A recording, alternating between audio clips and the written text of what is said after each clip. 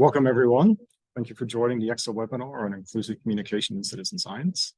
I'm Paul Sorrell. I'm the communications officer with ECSA, and I'll be moderating the session today and working in the background. We have a lot to cover today, so I'll just go ahead and jump in. We have three panelists who have joined us today.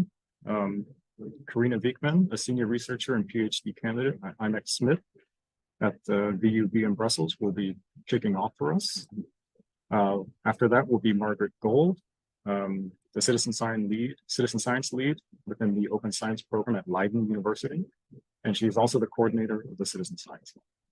And closing out our presentations will be Dr. Adrian Cooper, a fellow of the Royal Geographical Society and founder and chair of the Felixstowe Citizen Science Group. Like I said, we'll start with Carina and then move on to Margaret and then to Dr. Cooper. And after the presentations, we'll have the Q&A session. With that being said, I will hand off to Carina.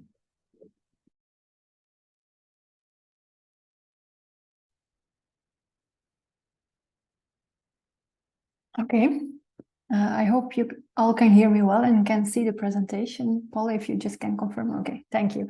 So good afternoon, everyone, and welcome to this ECSA webinar on inclusive communication. As Paul said, I'm working at the Free University of Brussels, and I'm also a board member of CIVIL, the Knowledge Center on Citizen Science in Flanders.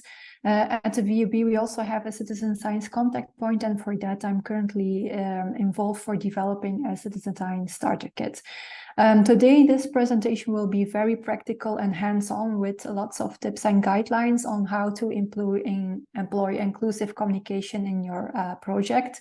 And I will explain the difference to you what simple and clear language is. I based this presentation on one training that I followed last year and combined it with literature review and own experiences. So I hope it's useful for you.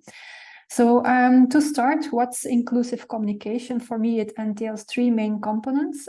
First of all, it's choosing the right writing style, and that can be either simple or clear language. It's adhering to diversity and inclusion principles, and last of all, it's also taking a clear layout and design into mind. So I will go through these three components one by one, and we will discuss them more into detail in the presentation. But first, I thought to start with a quote from the study of Oppenheimer, who actually discovered that you will sound more intelligent when you are,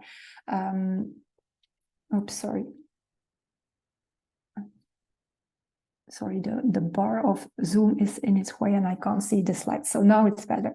So you will sound more intelligent when you are able to explain a difficult topic in a clear language. So what they did in their study is that they divided a group of participants in two subgroups. They all received the same content, but in a different format. So one group received the text in difficult words and longer words, and another group received the same text, but in shorter and more simple words. And research found that actually the presenter of the content sounded more intelligent when it was explained in a clear language and also more capable of the topic. So in respect to that, I think it's important to address this in your communications and opt for the right writing style. There are two types of writing style, especially when you're addressing vulnerable groups, and one of them is a simple language or easy language writing style. This is a writing style that you will apply for people with a low reading level, such as people with low literacy skills, people with an intellectual disability, or for instance, when English is their second language. On the other hand, you have the clear language writing style or the plain language. And this is a writing style that is easy to understand for everyone, regardless their reading level. And you have different types of reading levels, and I will come back to that later on in the slides. But for clear language, we say it's for the general audience and especially for people from the age of 12 onwards. This is the type of writing style that I recommend to use in your in all the project communications. For instance, when you're writing blog posts or when you're setting up your website or sending out flyers, this is the one that you should apply. Regarding the reading level, so you might notice there is a common European framework of reference for languages with reading levels from level A to level C. So reading level A is for people with low literacy skills or young children who just start to read. So they have basic reading, listening, and speaking skills. So this is again the simple language writing style. Then you have level B. This is the reading level that I recommended, and it is for the general public. Then level C, it is the writing style that you apply for instance, for publishing an article in an academic journal. So going now more in detail on level A and level B, what the difference is. So they both use or apply short sentences when writing a text. And with a short sentence, I mean up to maximum 15 words for clear language and 10 words for simple language. They also both use simple and everyday words. For the simple language writing style, you're only going to include the key information of the content. You are going to use a larger text size and lots of white space. For the clear language style, you can be a bit more extensive than only including the key information. And there you can split up the content in multiple paragraphs with headings and adequate white space. So as I said, what's a short sentence? This might sound obvious to you, but it's always good to do a check after you're finished up your text. So one sentence should be one thought. We like to explain a lot of things and write lots of text in academia, but here really the trick is to delete unnecessary information.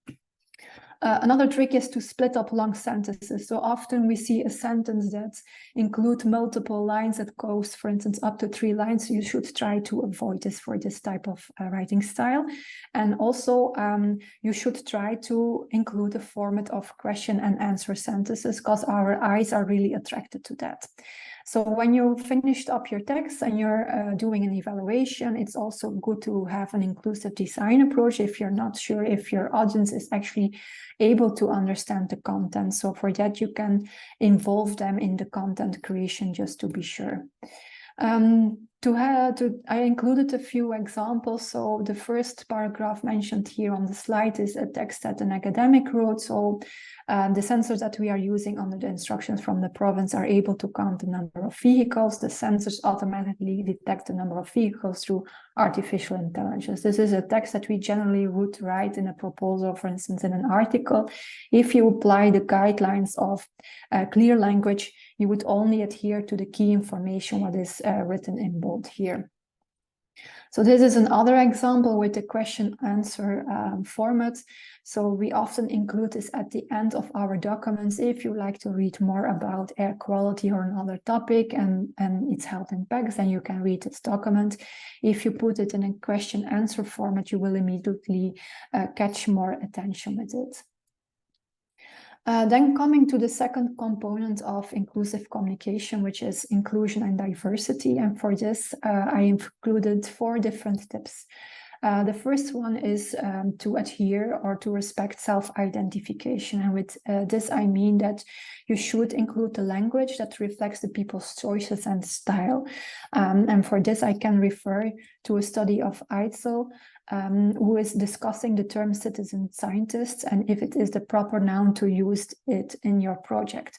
Because you can reflect about this term with your audience, and it might pop up different experiences, different connotations, depending on the context. So for some, it might be citizens, that might be a good term. For others, it might be more hobbyist, amateur, or a volunteer. But it's best to check this and to ask. Then the second tip, it's also relatable, it's to use the proper nouns. So if you're communicating with the target audience that you're not familiar with, it's best to familiarize yourself with it. And with this, I mean that you need to do some investigation and also build up a network of trust and get to know the individuals, organizations, the places that need to be included in the communication, because this will convey respect. Then the third tip is to use active voice. So for those who don't remember anymore what active voice is, because we all learned it at school, it's subject, verb, and object when you're writing a sentence. So not the other way around, that's the passive voice. So we rather use active voice, which puts the actor at the beginning of the sentence and is stressing it more. And with this, you also rule out implicit bias. And then the last tip is people first language. To stress this or to illustrate this, I included a description. So for instance, it's better to say a person with disability than to say a disabled person. And if you also know the disability, it's also better to specify it. So in this case, you rather describe what a person has and not who a person is. Still also for me, this is learning by doing. And for that, I'm often checking guidebooks with lots of tips in it. What's best, what term I use best to describe my target audience. And in this respect, I found the guidebook of Hannah Thomas and Anna Hirsch really helpful. Throughout their guidebook, they are addressing terms for age-inclusive writing, but also gender, immigrants, policy, health, and so on. And they always split it up in two columns with terms to be used and terms to be avoided. So for instance, for age-inclusive writing, they recommend you that if there is no need to refer to a person's age, it's better not to mention it. If the need arises, it's best to be as specific as possible. And so you have some illustrations here. So often we are not using the right terms, and that might sound a bit patronizing or might distort someone. So for age-inclusive writing, I always use the word, for instance, an elderly person or an older person instead of the age or the elderly or the old. Here are also gender-inclusive writing tips, so to write in a gender-neutral way. The orange here is the one that is recommended. So the tips here is to address your receiver, to have gender-inclusive salutation, to use articles instead of pronouns, and to use plural nouns. So instead of her or his deliverable, you can better write the deliverable, or his, her health, it's better to write their health. These tips are coming from the source of duidelijketaal.be. Yeah, it's in Dutch only available, so that's why I included it here in English. But for the Dutch speakers, there are more tips available on their site, which I definitely recommend to check out. Then we are coming to the third component, and that is the clear layout and design. So again, what are our eyes are visually attracted to lists, and with maximum up to 5 bullet points. Then the general rule is also to keep it simple and to say less is more. This all sounds very obvious until you have to implement it and revise a certain design, for instance, for a flyer.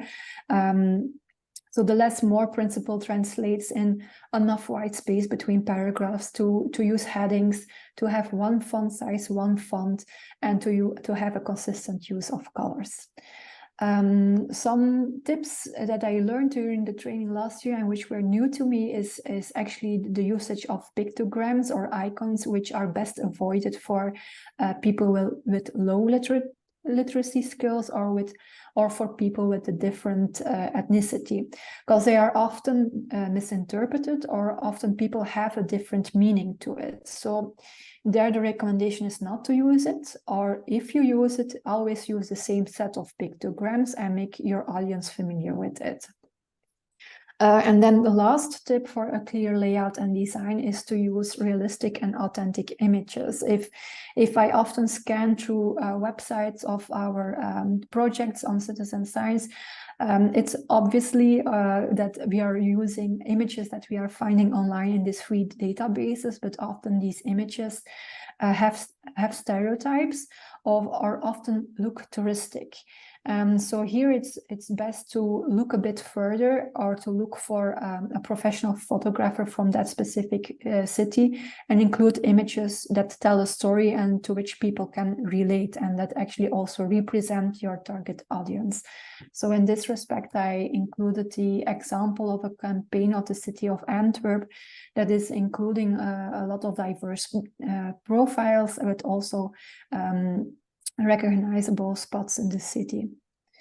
To end up, I also wanted to present a case study in which I implemented all these tips and tricks. It's a case study from the Learn project, and the Learn project wants to improve the air quality indoors in classrooms for youth aged between 9 and 12 years old. And for that, they are invited in a medical trial. They have to participate in a lot of medical tests, in surveys, and an air filtration system will be installed in the classroom. So it's a lot of expectations that we have from this target audience, and therefore we thought it's necessary to properly inform them about the purpose of the study. So to inform them, we developed a flyer specifically for the pupils and also for the parents. The flyer for the pupils, you can see here a draft text on the left hand on the slide, and this one is written in reading level A. So this is the simple language framework. We used very short sentences, so the guideline is here maximum 10 words per sentence, but we didn't even use 10 words. And also to have very short words. Short words is maximum 3 syllables for this age group. One paragraph should be one message, and we also use here and there some subtitles in bold. Then the same content was used for the flyer for the parents, but here we applied the reading level B, so that is the clear language framework.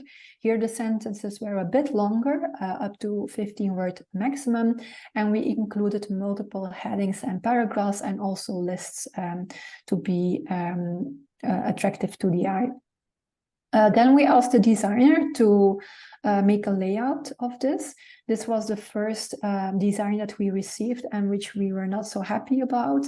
So although the recommendations say not to use pictograms or icons, the designer loved it and used a lot of them.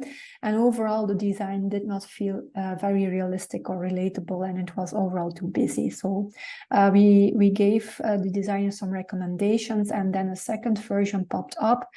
So here we opted to use realistic images with a child and a nurse, so that it really expresses the expectation that there will be some medical examination. And then we also included a picture of the air filtration system.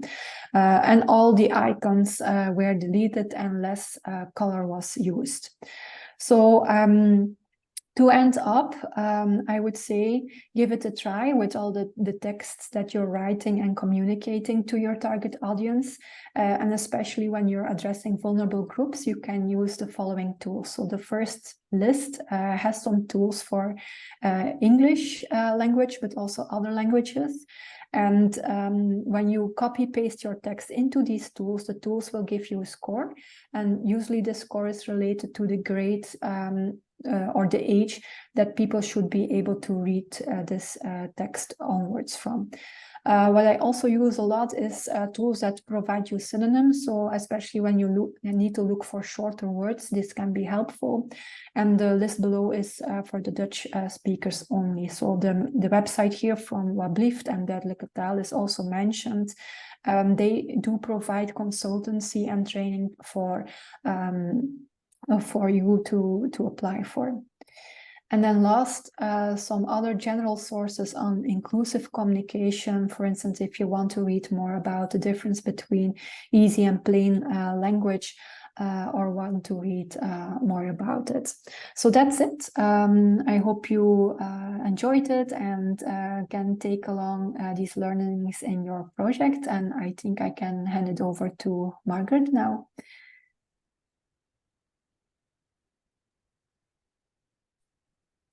Amazing, thank you. Are we just going smoothly through to the next one? Well, smoothly depends on me getting it up. Here we go. So I'm probably not the only one to thank Carina for that amazing practical list of tips. I'm going to get a little bit conceptual on you, but I promise to come back to a little bit of signposting to practical tips. And we've got a kind of a specific journey we're taking in the context of the CityObs project. So just to tell you a little bit about what we're doing, we're establishing and building and growing and expanding citizen observatories and across a really wide range of countries, as you can see here in the partnership, with a focus on air quality monitoring. And there's a number of ways that we're looking at participatory air quality monitoring.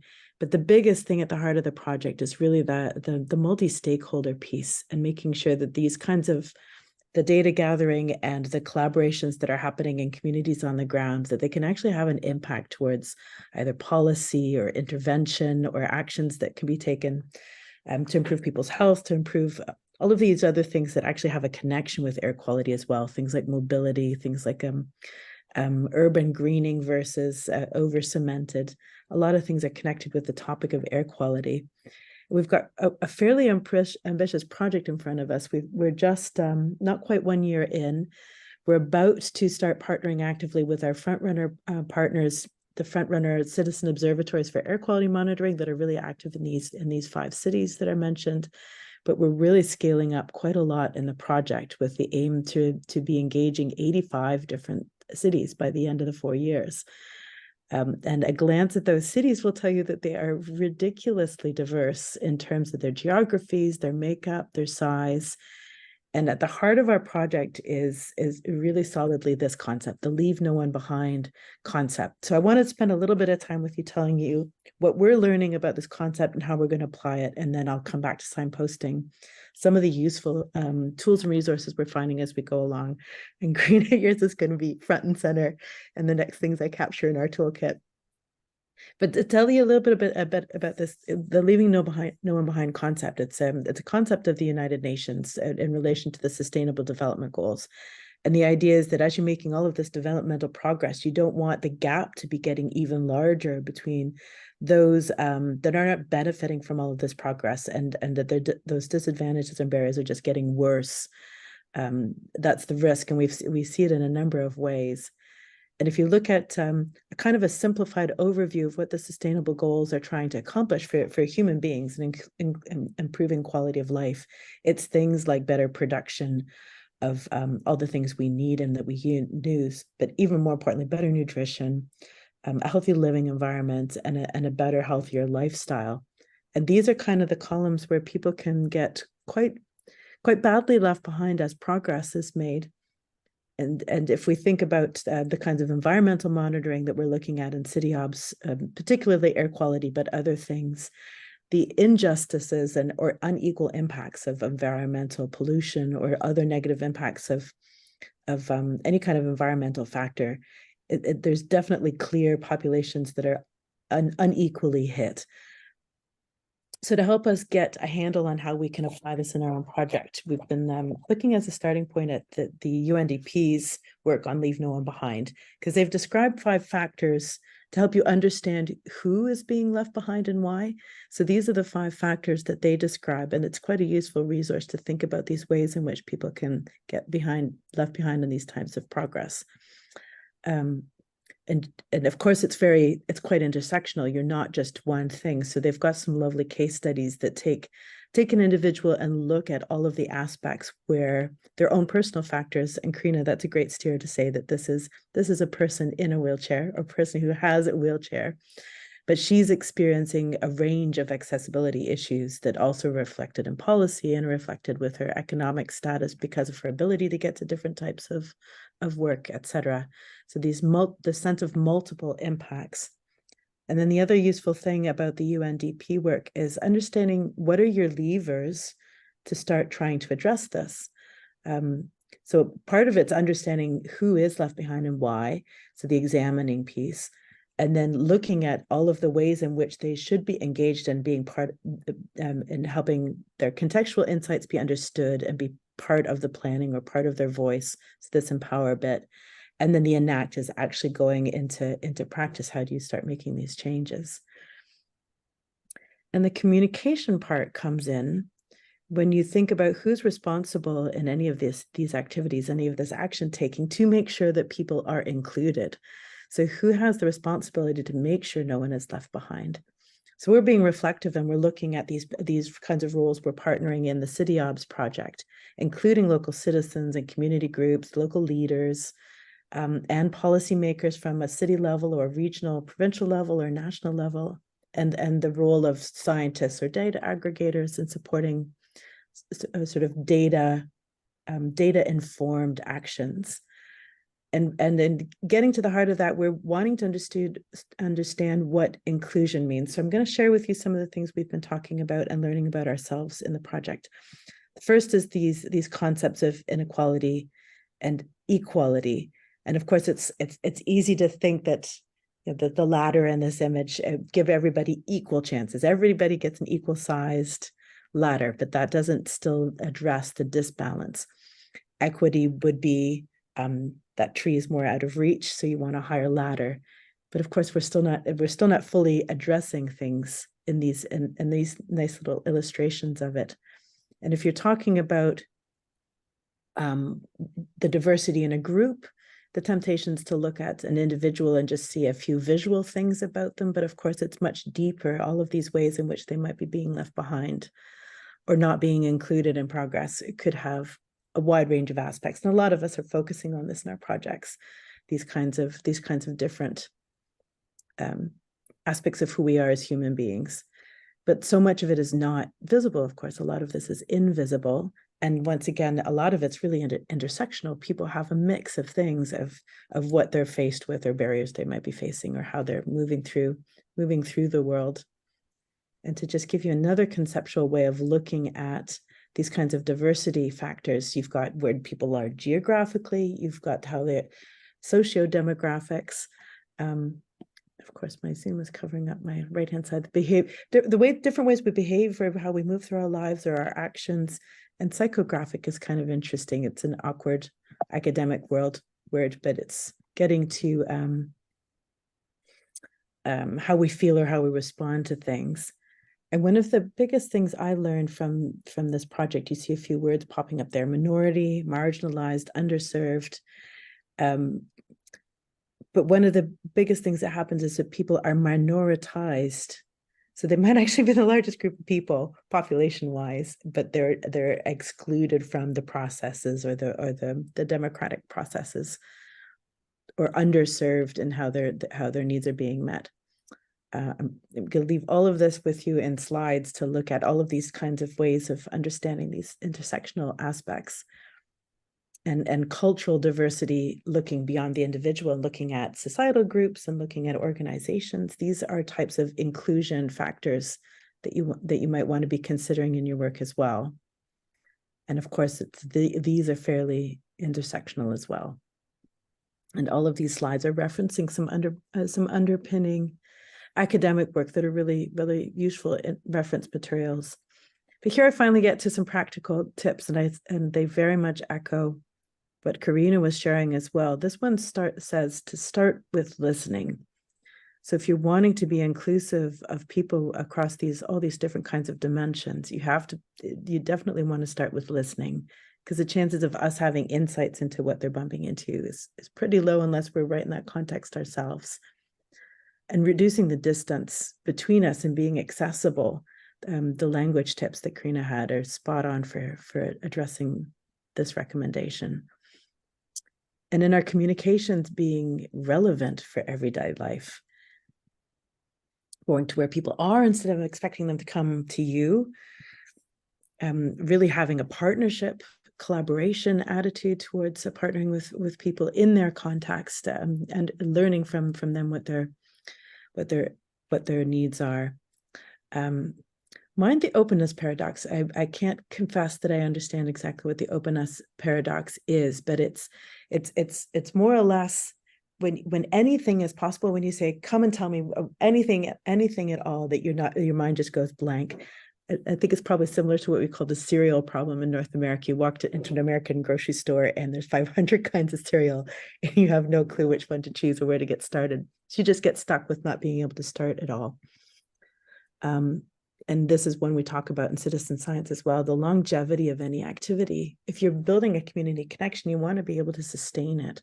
So you really have to focus on being able to hold things up over the longer term.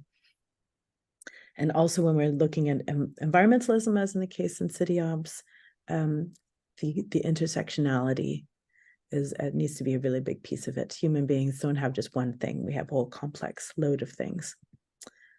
So I'm going to go back to this story again about inclusion and exclusion, and maybe the tree's on a mountain, or maybe it's blocked by a gate. And how do you remove these barriers? So that's part of inclusion. Is it just the removal of barriers?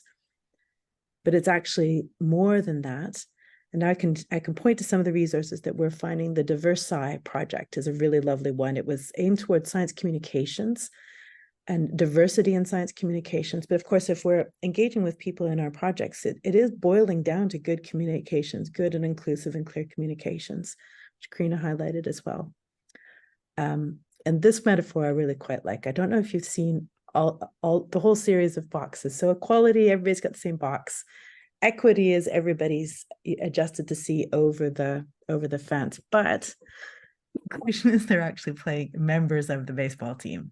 This is inclusion. You're actually you're participating, you're a full participant, you're a full partner. This is when barriers have really been properly removed and people are included. Which brings us back to our lovely apple tree, where now we introduce the concept of justice. So not just equity and reach, but that is a just distribution of apples on the apple tree to everybody. A few more points to make about who is being included as not just individuals and groups, but also different areas. You've got different aspects of inclusivity that you want to be paying attention to, and that these have a feedback loop. And I will close with sharing some of one of the resources that we've been drawing on in CityObs, and that's the work of the Global Scape project, which was also looking at inclusive science communication.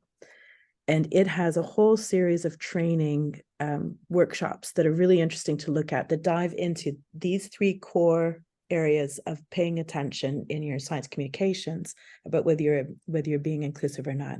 So in your intentions, and whether there's a give and take, and whether you're taking the time to reflect and learn from that. And they have also a starter kit with some really specific recommendations. And I think I see a lot of these in yours, Carina, as well. But some new ones to consider. Decenter yourself is an interesting one. This is not about you. You're not at the heart of what needs to happen. A community and its people are at the heart of what needs to happen. And that it takes it's a long, slow process. It's not a sprint. We're not coming in as the rescuers of anything or anybody. And that particular work is coming from the Global Scape project. And that's my whirlwind tour of our learning curve within CityObs on these kinds of communications, and in our case, being part of leaving no one behind.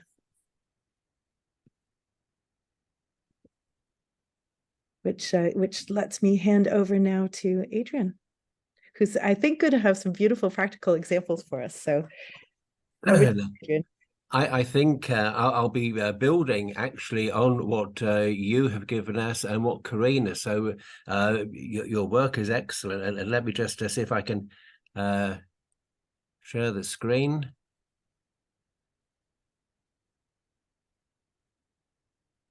Is that coming through all right? No, let me do that. Is that coming through all right?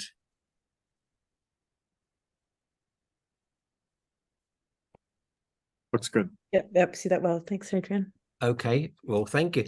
And good afternoon, everyone. Thank you, Margaret. Thank you, Carina. Both excellent and very helpful papers in my view. I'm going to be talking for about 20 minutes, and the title of my presentation is Promoting Inclusiveness Through a Remapping Citizen Science Project. And my presentation, if I can move, I'm trying to move my slide. I'm trying to move the slides, but it's not moving. Right, okay. Maybe try unsharing your screen and then sharing it again. Okay, you are screen sharing, so stop share. And I'll go down, share screen again. And then, is it the ECSA presentation promoting that I want to have? Or the PowerPoint slide? It should be your slides. PowerPoint slide. Let's try that. Oh, let's click on share. All right. And my slides aren't moving. I'm sorry about this, everyone. Right. We'll try one more time. You are screen sharing. Oh, stop sharing. Okay. So we go back to share screen. Shall I try the PowerPoint slideshow option or the ECSA one? Whichever one you didn't do last time, just try that one, see if it solves the problem.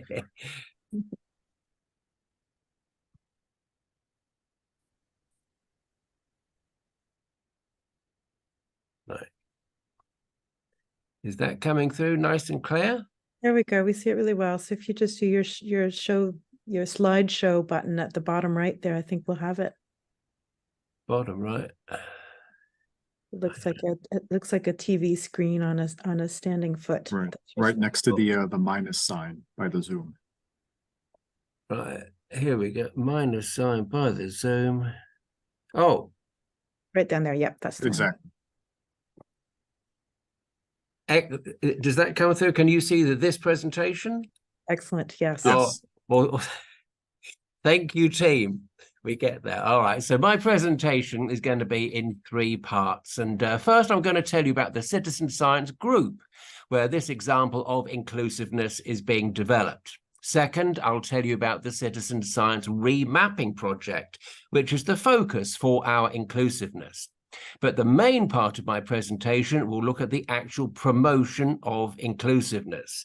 So this will include the inclusiveness strategy, its design, implementation, operation, and attempts at continuous improvement.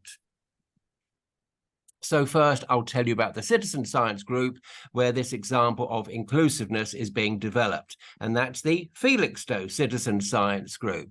We're located on the Suffolk coast in southeast England, and the Felixstowe Citizen Science Group was founded in April 2018. Currently has 36 core members, and the main activity of the Felixstowe Citizen Science Group is to conduct impact analysis on the work of our local community nature reserve. I'm the founder and the chair of Felixstowe Citizen Science Group. My academic background is in geography, so I make sure that there is sufficient rigor in everything the group does. And I'm responsible for providing training in data collection, data analysis, and data visualization, for example. Now, the organizational structure of the Felixstowe Citizen Science Group is very flat, so our culture is very inclusive. It's always been democratic and empowering. In other words, ideas for new projects and new directions come from our members. But while the core work of doing impact analysis on our community nature reserve continues as a priority for the Felixstowe Citizen Science Group, it also does additional projects. And an example of that additional work is the remapping project I'm including today. So that leads me on to the second part of my presentation this afternoon. In other words, the Citizen Science Remapping Project, which is the focus for our inclusiveness work. And we can think of remapping as a process of challenging the kinds of data and information which is shown in official maps, and then producing new maps which contain the kinds of information which are more directly important to the citizen scientists themselves. So this is work that might be described as collaborative mapping or participatory map making. So this is the project which we used to develop our inclusiveness strategy and subsequent work. So now I'll begin the third part of my presentation, and I'll introduce this section by outlining the group's inclusiveness strategy and its promotion and development. But to give our inclusiveness strategy a reasonable level of credibility, we chose to model it on much of the literature that Carina and Margaret very helpfully included. But we also like the 2018 McKinsey report titled Delivery Through Diversity. And I think that McKinsey report shows a strong link between team diversity and team performance. But we also like the 2015 McKinsey report titled Why Diversity Matters. And that report draws upon inclusiveness lessons from over 1,000 organizations. So we felt that those reports added credibility to our own inclusiveness work. We began our inclusiveness strategy by recognizing, of course, that there are many perspectives on this work. We view that diversity as being a positive feature of our activities because we recognize inclusiveness as a source of enrichment to the work of Felixstowe's Citizen Science Group generally, and as a source of diversity within the remapping project specifically. As further background to the development of our inclusiveness strategy, we also plan to develop a portfolio of inclusiveness projects, of which the remapping example is only the first. But our inclusiveness strategy was really started when we began to collaborate with a new youth project in our hometown. For safeguarding reasons, though, I won't name that project here. But that youth project is well respected in Felixstowe. It's got funding. It's a happy and vibrant community, and its aim is to support vulnerable young people. So that includes single young mothers, single young fathers, and other vulnerable young people who have found themselves marginalized, or other young people who might otherwise be tempted to get into crime if it wasn't for the activities of the youth project. So the youth project offers young people a gym, a cafe, and basically a sanctuary from the temptations of crime. And it's a place where they can get emotional support too. So Felixstowe's Community Nature Reserve reached out to that youth project, and they offered to supplement their activities by developing a community nature reserve within the area of the youth project premises. And then members of the Felixstowe Citizen Science Group offered to help the youth project members to get involved in our work. But the next step in our inclusiveness strategy arose when we reached out to 3 other groups in Felixstowe. So first, we started talking with people from a diversity of religious background. Second, we began talking with women. And third, we talked with young people up to the age of 25. So our inclusiveness strategy has clearly defined target groups.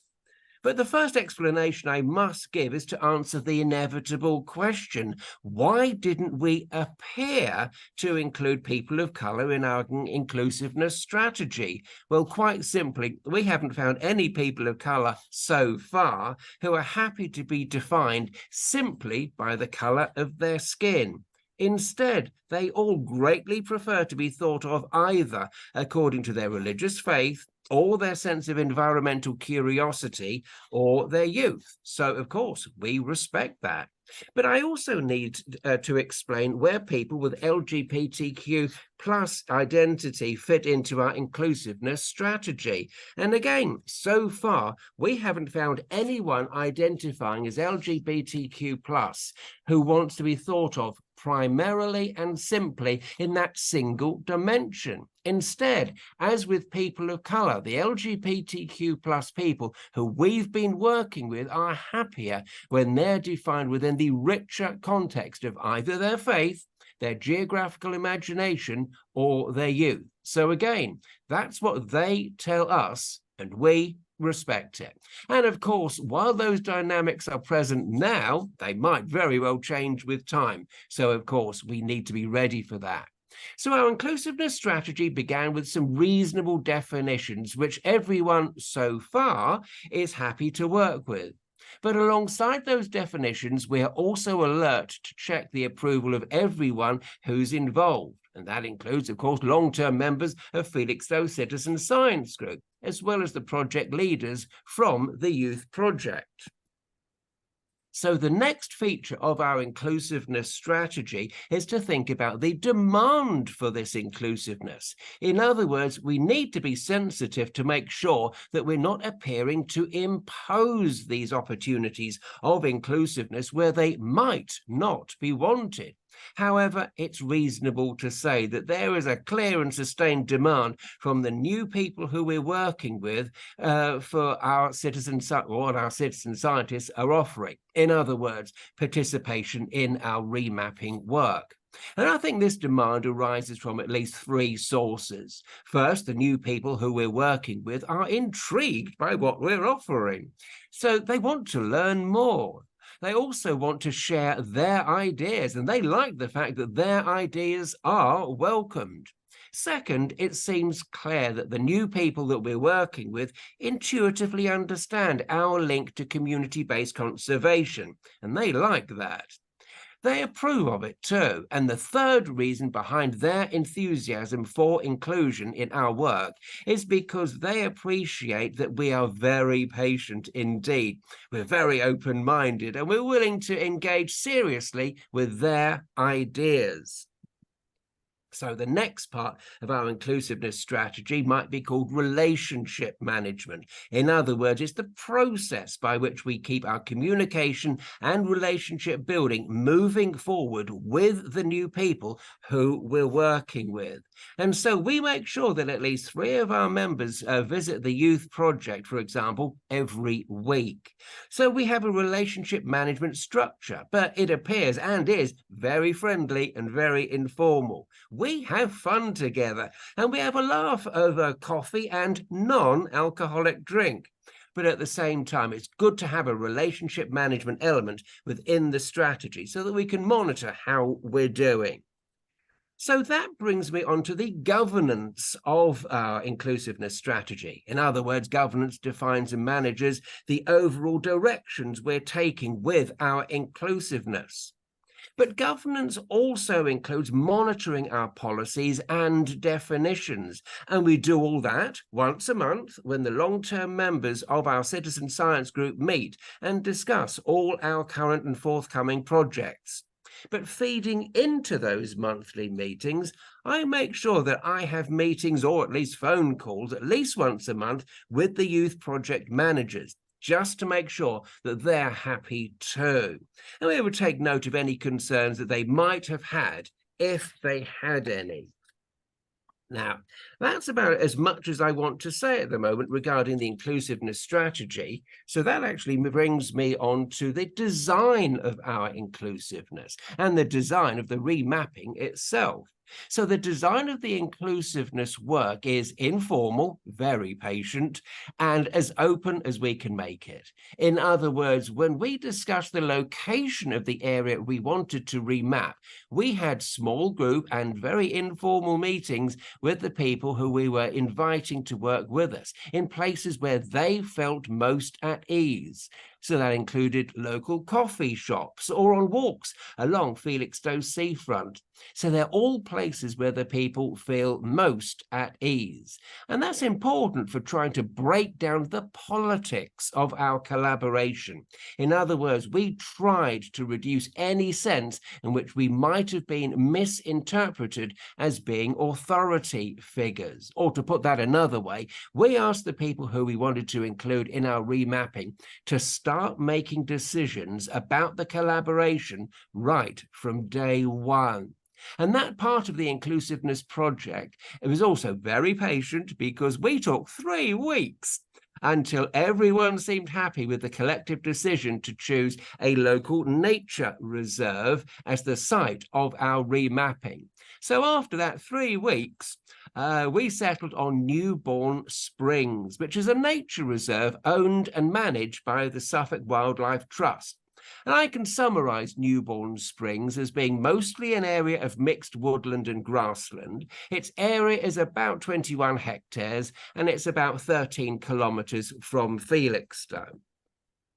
And the first stage in our remapping project for Newbourne Springs was to take everyone who wanted to work with us out to the Newbourne Springs site. So that involved questions of who wanted to travel with who. And that process took 2 more weeks until those choices were made and then remade, because teenage members of a youth project kept changing their mind. But that was fine. And being patient is all part of the inclusiveness project, isn't it? And then we walked the Newborn Springs site. Everyone was given note paper and pens to write down the kinds of features from the Newborn Springs site which they wanted to see in our new remapped version of the area. And it was actually very interesting that when we actually got off our transport, we noticed that the Suffolk Wildlife Trust map was being displayed beside the Newborn Springs entrance there. And there was general agreement that alternative data could and should be included in our map. And it was encouraging to hear people who were being included in our project refer to our project as our map. And it was also understood from the conversations we had as we walked around the perimeter of Newborn Springs that our map was not any kind of criticism of the official maps of the nature reserve, which have been produced by Suffolk Wildlife Trust. So instead, our map is intended to be viewed alongside the official other maps. And so we spent most of a morning in June this year walking round Newborn Springs, taking notes, having conversations about map making, and generally getting our ideas together. And over the next 2 weeks, we had more informal meetings where sketches of the final map were offered, drafted, and of course redrafted until we got something which everyone feels comfortable with. And here it is. And you can see that the authors of the map are Felixstowe Citizen Science Group. So there's a very strong sense of collective participation here, isn't there?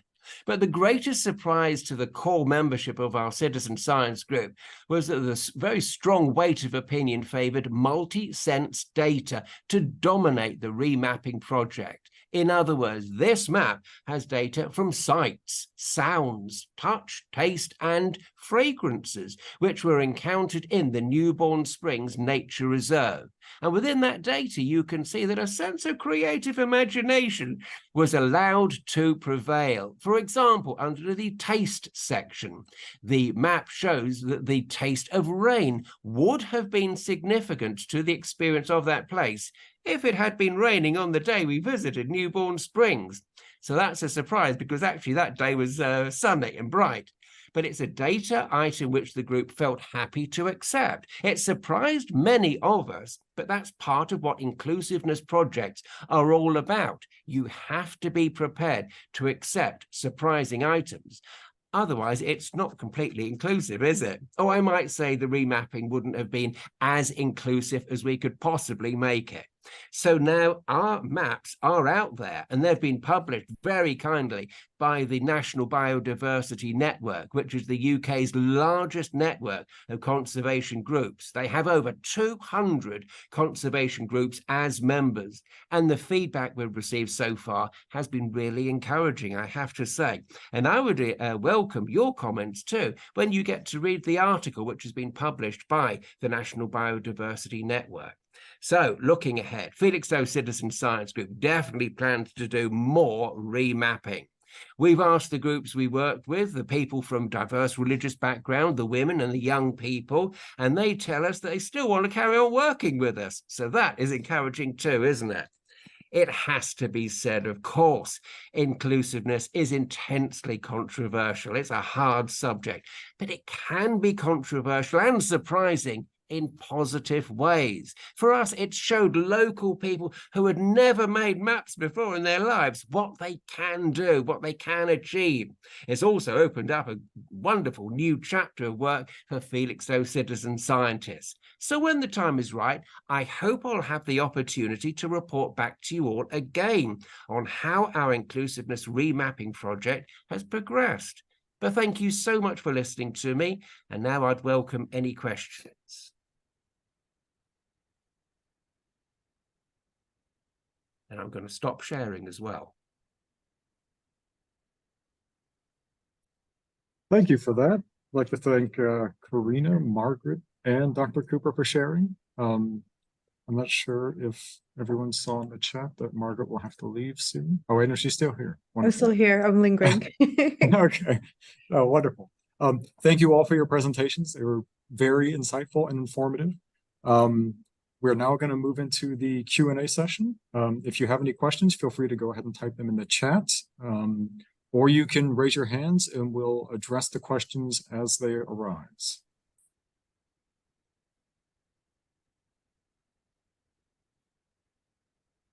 Maybe actually we can start off. It was addressed a little bit in the chat, but I don't know if everybody's been keeping an eye on the chat. Carolina had asked a question about using, oh, there she is, about using pictures instead of pictograms in the communications materials. I don't know if you'd like to elaborate on this a bit, Carolina. Sure, I can. There's a bit of background noise. I'm sorry, my kids are home, but I'll do my best. I find that often when thinking about inclusion and what pictures to put, whether to choose pictograms, diagrams, I'm always conflicted because I agree with what you said, Carina, that, you know, it's really important that everyone understands what you mean with an image. It has to convey information. But I find that it's impossible to have a photo that actually includes everyone you're trying to address. And I always feel conflicted. So it's not really a question, it's more putting it out there that I want to hear what others have to say about this. If you agree in this like trade-off, how to go about it. But I guess there was a lot of discussion already in the chat. Yeah, maybe to comment on that. I also saw the conversation in the chat, and I was going to respond the same answers as what, sorry, I forgot your name, Gunilla de Graaf. She mentioned a few databases which are more inclusive, and these databases are indeed popping up nowadays. I would say that they are not 100% perfect yet, so you still should be critical to which image you select or not. Like Margaret was saying, sometimes the images are in another country or another continent, and then you cannot familiarize with yourself. For the Learn project, I also had the first idea. My first idea was also to use cartoons or drawings for the children, because I thought they would be more appeal to that. But actually the organization where I followed the course advised me not to use cartoons, but to use realistic images. So it's really depending on the context and on the topic, and also the role citizens are playing in your project. If they are heavily involved and they have a high level of engagement, I think it's better that if you expect a certain action from them, that this action is also seen in the image that you're using in your communications. And perhaps also related to your comment that indeed not everyone is represented in image, and I don't think that we will ever have a 100% fitting image for all the diverse audiences that we are addressing, but I don't think it's also not necessary. If you have already a few diverse profiles included in these images, and these images are, if you're not, it depends. If you're only having one image, you should reflect really well about that one image. But if you can use multiple images, and of course you have the opportunity to address diverse profiles. And I also invest lots of time in looking for the ideal picture.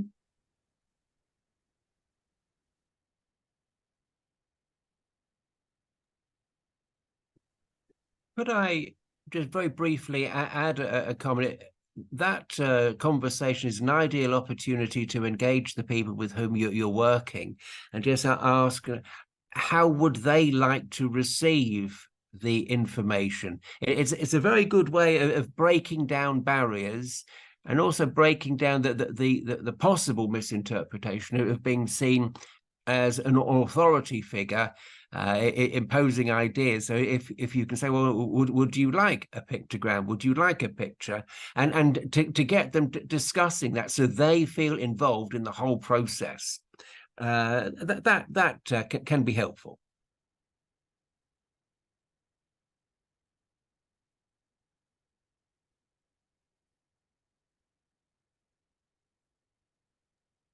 Okay, there is a question comment just posted in the chat. I assume everyone can see, from Uslam. It reads, in the first presentation, it was addressed to use level 2 communication in our citizen science project. Since the community we work with also consists of low SES individuals having difficulties even with level 2, isn't there a risk we'll be excluding them? From experience with climate change adaptation, we discover that even if your first concern is to have some bread on your table, it does not mean that they do not have concerns about climate change. I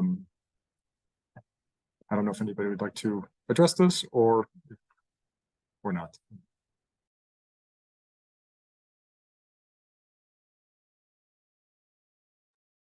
Yeah, maybe I can answer that question. So for individuals with a low socioeconomic status, indeed, I would use level 2.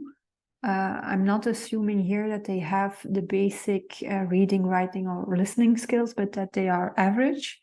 But if you do see from experience that reading level B is too difficult to grasp, then perhaps it's good to go to level A, but you should also be careful that you're addressing actually the right reading level, and that it might not sound too simple for them, because they might also feel offended in that way. So maybe it's best to then revise the text and have another check on the level 2 before you go to the level 1 reading level. I hope that answered your question, Islim. Yeah.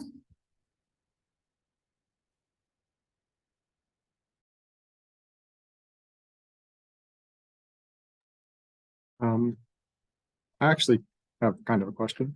I don't know if either of you could comment on engaging with your audience outside of written communications. Sometimes it's the group that you want to target, so to speak.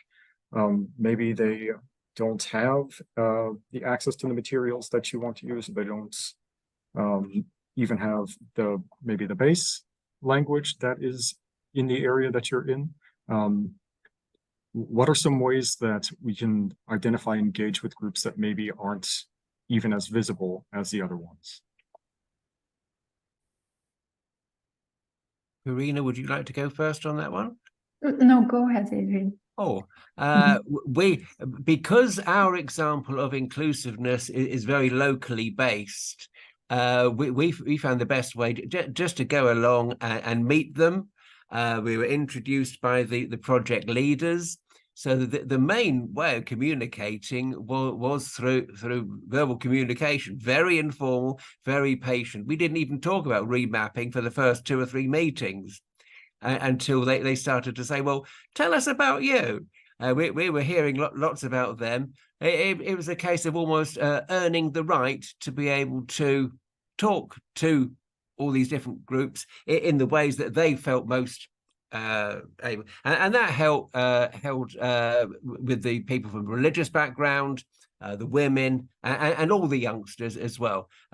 Getting to know people verbally just helped to break down a lot of barriers. And we engaged their ideas as quickly as we could. So the principle there is just to be very patient. We didn't put a time limit on any of this. We just wanted to include people, almost writing them a blank check in terms of the amount of time we would give them, and about a blank check in the resources that we could offer.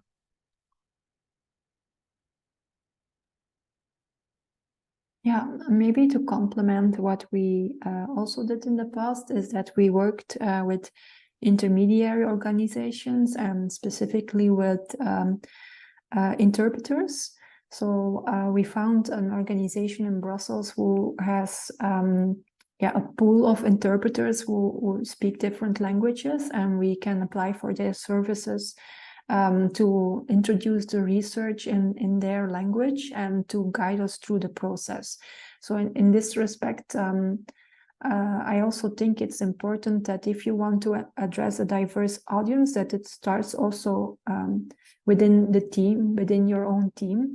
So myself being a woman, white, living in a rich country, I might also yield a certain biased profile when I'm recruiting people. So that's why also I think it's good to broaden your team and to work with other profiles who can act as a trusted intermediary and to which people can relate to.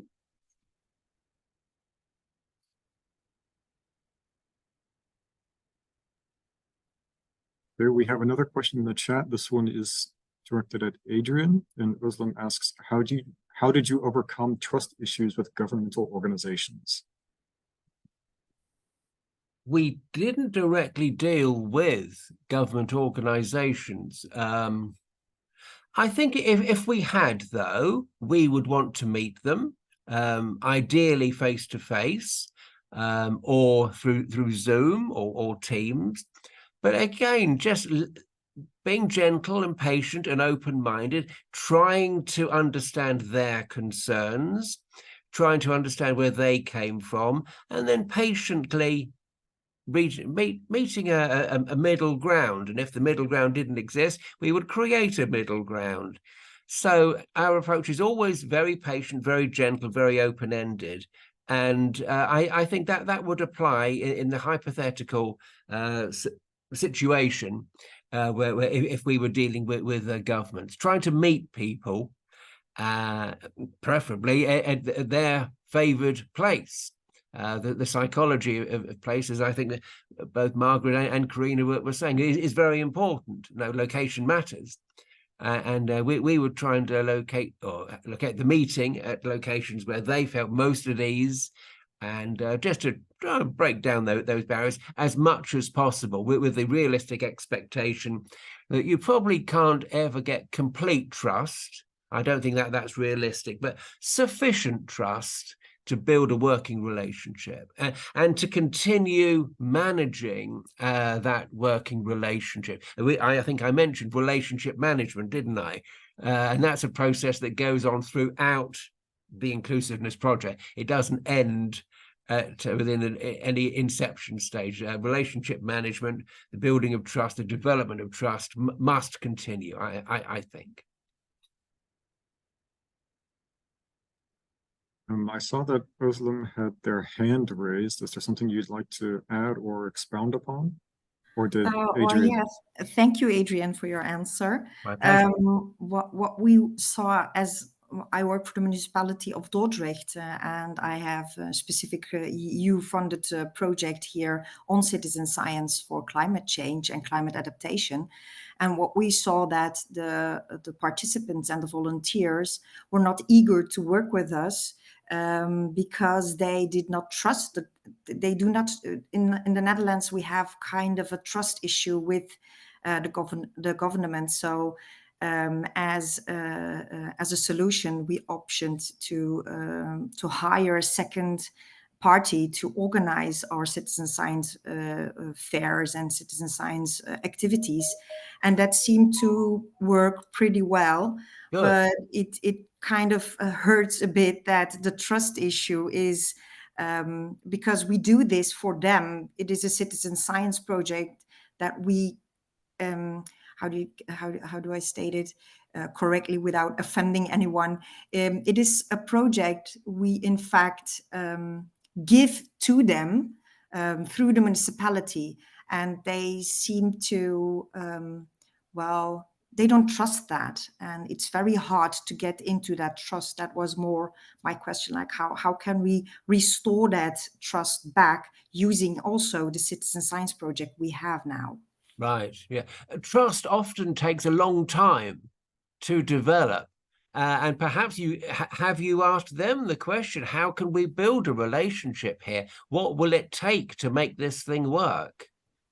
Has that question been asked? Yeah, we did. And because it is about data, People are very concerned, like, what are you going to do with the data? And we guarantee that this data will not be related to personal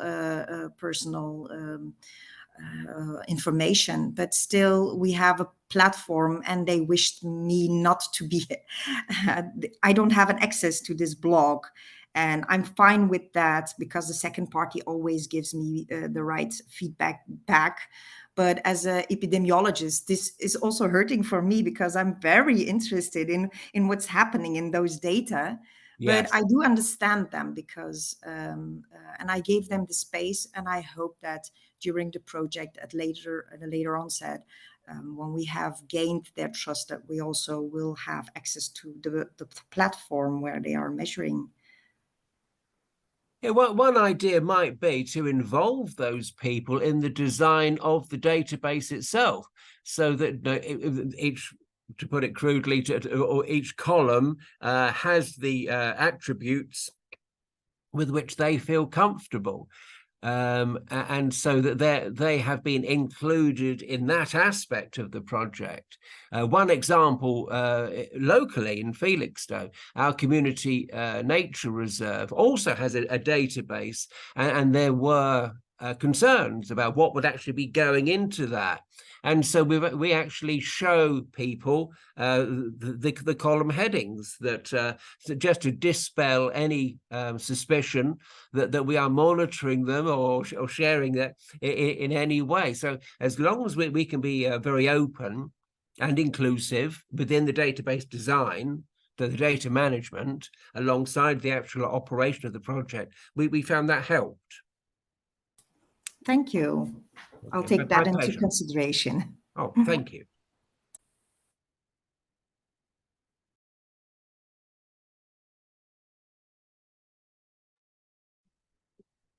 Do we have any more questions or comments for that matter? If somebody would like to share some of their own experiences or issues or challenges they faced, that maybe we could all give some comments on or feedback.